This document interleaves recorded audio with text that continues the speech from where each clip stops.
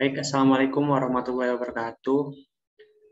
Kami dari kelompok 8 akan mempresentasikan dan memberikan video tutorial mengenai Analytical Network Process atau ANP, yang mana anggota dari kelompok 8 sendiri ada Arjuna Arya Sakti NIM H24190005 dan saya sendiri Muhammad Rifki Alvan NIM H24190062. Boleh next, Jun. Oke, mulai dari pengenalan ANP terlebih dahulu. Di sini Analytical Network Process atau ANP merupakan metode yang menghasilkan kerangka kerja untuk mengatasi permasalahan pengambilan keputusan tanpa membuat asumsi yang berkaitan dengan independensi antara level elemen yang lebih tinggi dengan yang lemah dan independensi dari elemen-elemen dalam satu level. ANP menggunakan network tanpa menjelaskan spesifik tentang level-level yang ada seperti pada suatu hierarki. Aktivitas saling mempengaruhi merupakan konsep inti dari ANP. Boleh di next, Jun. Kemudian masuk ke dua bagian analytic network process. Di sini ANP terdiri dari dua bagian. Yang pertama ada suatu hierarki kontrol atau jaringan kriteria dan subkriteria yang mengontrol interaksi dalam sistem. Yang kedua ada suatu jaringan yang memperlihatkan pengaruh antar elemen dalam suatu klaster atau antar klaster. Boleh di next. Kemudian masuk ke prinsip dasar ANP. Di sini ada 3 prinsip. Yang pertama ada prinsip dekomposisi, diterapkan untuk menstrukturkan masalah yang kompleks menjadi kerangka hierarki atau jaringan klaster, subcluster, sub-subcluster, dan seterusnya. Dengan kata lain, dekomposisi adalah memodelkan masalah dalam kerangka ANP. Yang kedua ada penilaian komparasi atau comparative judgment, diterapkan untuk membangun perbandingan pasangan atau pairwise comparison dari semua kombinasi elemen-elemen dalam klaster. Dilihat dari klaster induknya. Pembandingan pasangan ini digunakan untuk mendapatkan prioritas lokal dari elemen-elemen dalam suatu klaster dilihat dari klaster induknya. Yang ketiga ada komposisi hierarkis atau sintesis diterapkan untuk mengalihkan prioritas lokal elemen-elemen dalam klaster dengan prioritas global dari elemen induk, yang akan menghasilkan prioritas global seluruh hierarki dan menjumlahkannya untuk menghasilkan prioritas global untuk elemen level terendah, biasanya merupakan alternatif. Boleh di next. Kemudian di sini ada fungsi ANP, ada 3 fungsi utama. Yang pertama untuk melakukan strukturisasi pada kompleksitas, adanya pola-pola yang sama sejumlah contoh tentang bagaimana manusia memecahkan sebuah kompleksitas dari masa ke masa, di mana kompleksitas distruktur secara hierarki ke dalam klaster-klaster yang homogen dari faktor-faktor. Yang kedua ada sintesis. Sintesis merupakan kebalikan dari analisis. Kalau analisis berarti mengurai entitas material atau abstrak dalam elemen-elemen, maka sintesis berarti menyatukan semua bagian menjadi satu kesatuan. Meskipun ANP memfasilitasi analisis, fungsi yang lebih penting lagi dalam ANP adalah kemampuannya membantu kita dalam melakukan pengukuran dan sintesis jumlah faktor-faktor dalam hierarki atau jaringan. Kemudian yang ketiga ada pengukuran ke dalam skala rasio. Metodologi ANP menggunakan pengukuran skala rasio yang diyakini paling akurat dalam mengukur faktor-faktor yang membentuk hierarki. Level pengukuran dari terendah ke tertinggi adalah nominal, ordinal, interval, dan rasio. Boleh di next.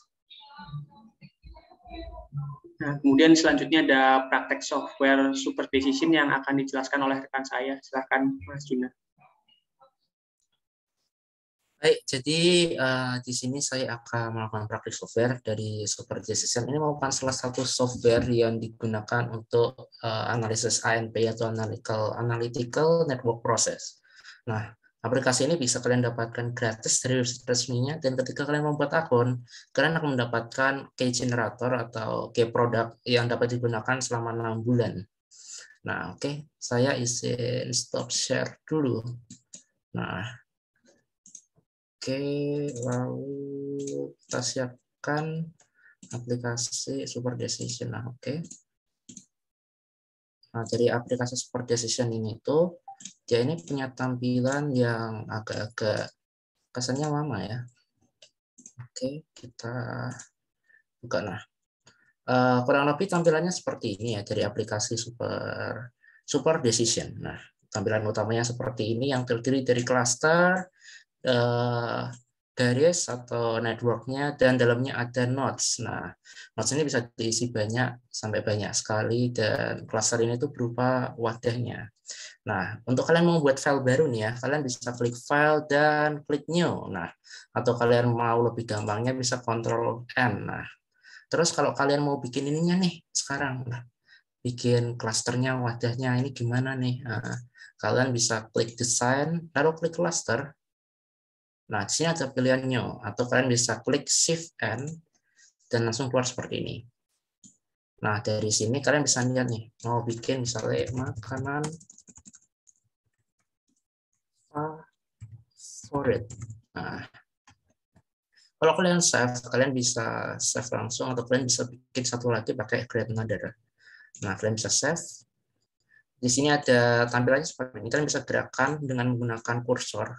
Dari kalian geser-geser, bisa kalian minimize, bisa kalian buka lagi dengan double klik. Dan kalau mengubah ukuran bisa pakai yang tanda kotak ini.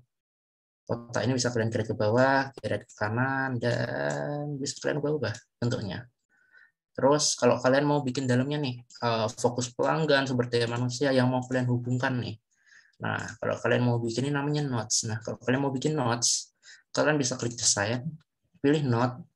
Nah, dari note kalian bisa klik new. Nah, atau kalian bisa langsung aja klik clusternya, misalnya seperti ini. Lalu kalian klik end. Nah, setelah itu muncullah namanya new note dialog. Nah, dari note ini kalian bisa masukin nih. Misalnya kalian mau nulis bakso. Terus kalian bisa nulis nih deskripsinya apa. Nah, misalnya bakso sapi seperti ini.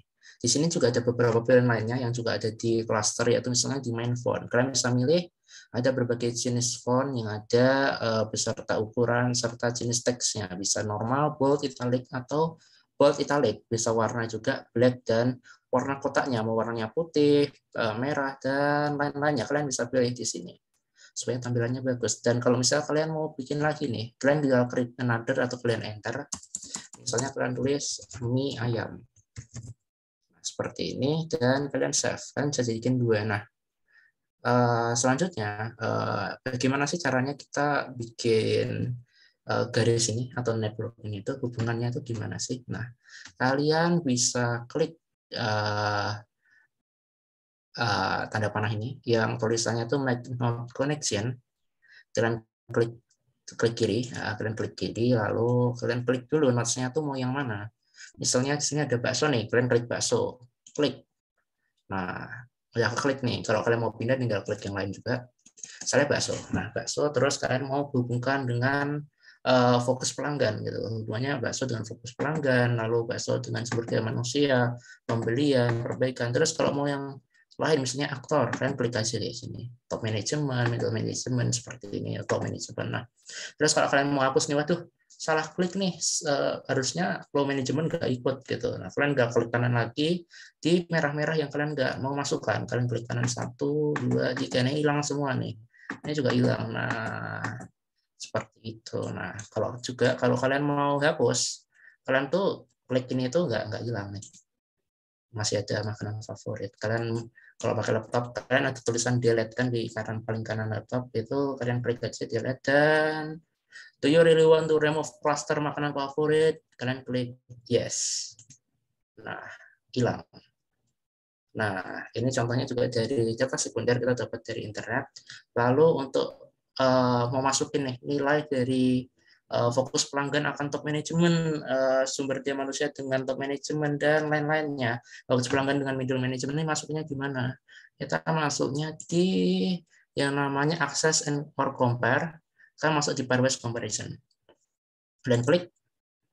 Habis itu kalian masuk yang namanya pilihan yang seperti ini. Kalau kalian versi lengkapnya seperti ini, yang dimana kalau kanannya ada result.